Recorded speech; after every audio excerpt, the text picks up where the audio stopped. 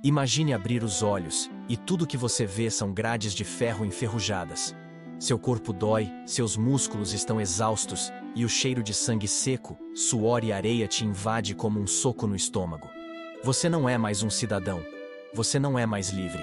Você é um gladiador. E a sua vida está por um fio. Mas calma. Antes de te jogar diretamente na arena, precisamos voltar um pouco no tempo. Voltar para entender como um ser humano comum se tornava um gladiador.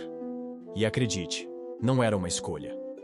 Na Roma antiga, existiam basicamente 3 caminhos para se tornar um gladiador. O primeiro, ser um escravo. Roubado, vendido ou herdado como se fosse um objeto. O segundo, ser prisioneiro de guerra. Capturado em uma das muitas campanhas sangrentas do Império. Levado à força, acorrentado, humilhado e jogado num treinamento onde sua única opção era lutar. Ou morrer. E o terceiro caminho, o mais insano de todos. Aquele que escolhia essa vida. Sim, alguns homens livres, destruídos pelas dívidas ou seduzidos pela promessa de glória e dinheiro, assinavam um contrato para se tornarem propriedade da escola de gladiadores.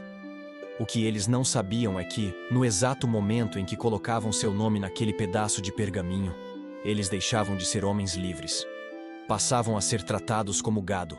A partir dali, começava o inferno. O treinamento. Bem-vindo ao inferno. Esqueça academias, suplementos e treinos modernos. O treinamento de um gladiador não era sobre saúde, estética ou performance. Era sobre sobreviver. E, principalmente, entreter. Os novatos eram levados para as ludi, as escolas de gladiadores. Na porta, uma inscrição sinistra. Gladiatores ad mortem.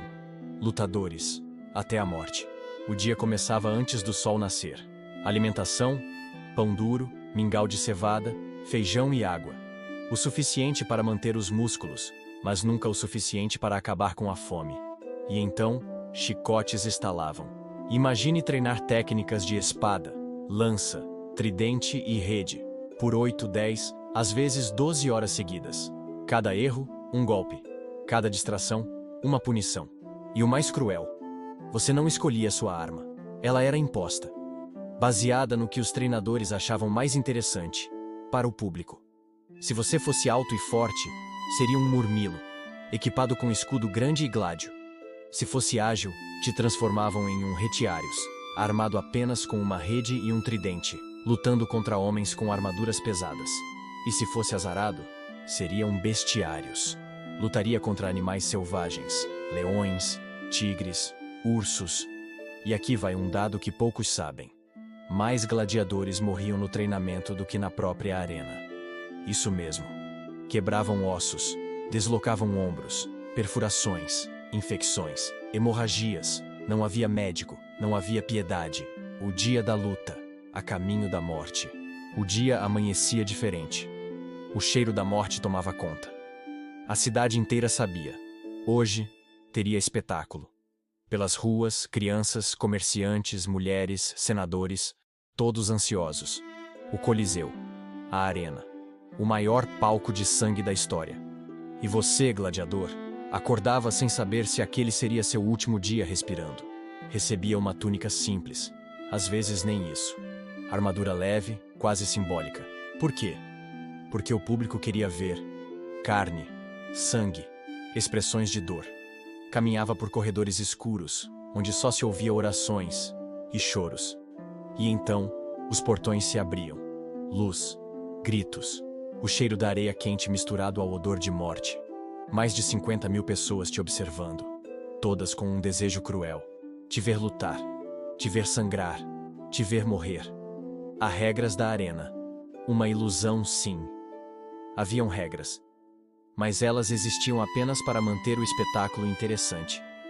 Se o público achasse a luta entediante, os organizadores ordenavam que fosse mais violenta, mais cruel.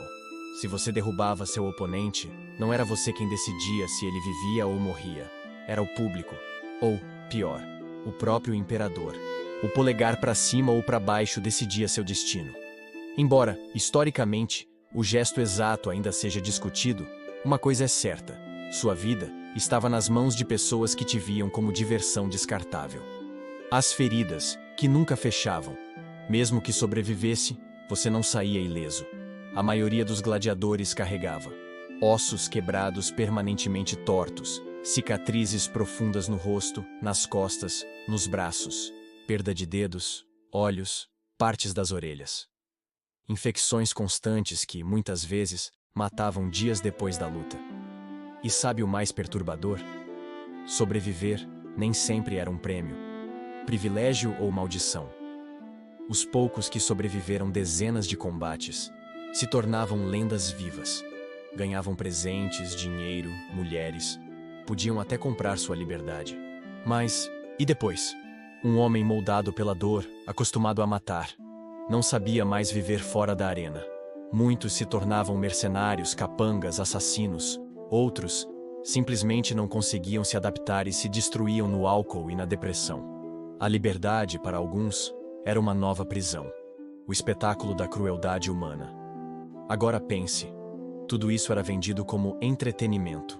Milhares de pessoas vibrando, sorrindo, aplaudindo, cada vez que uma lâmina rasgava a carne.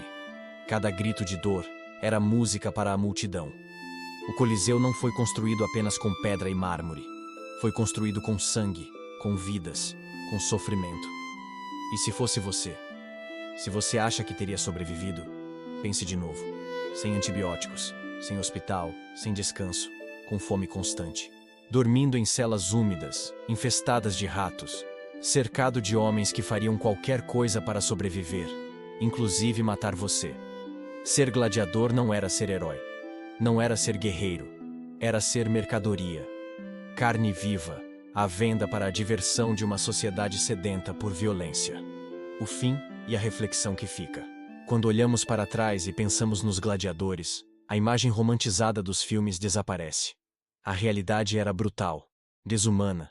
E, talvez, o mais perturbador de tudo, seja perceber que, em muitos aspectos, a humanidade nunca mudou. O desejo por sangue, por ver sofrimento, por consumir tragédias como entretenimento. Isso, infelizmente, ainda vive. Apenas mudou de formato. Então, da próxima vez que você ouvir alguém dizer: "Ah, eu adoraria ser um gladiador", mostre esse vídeo.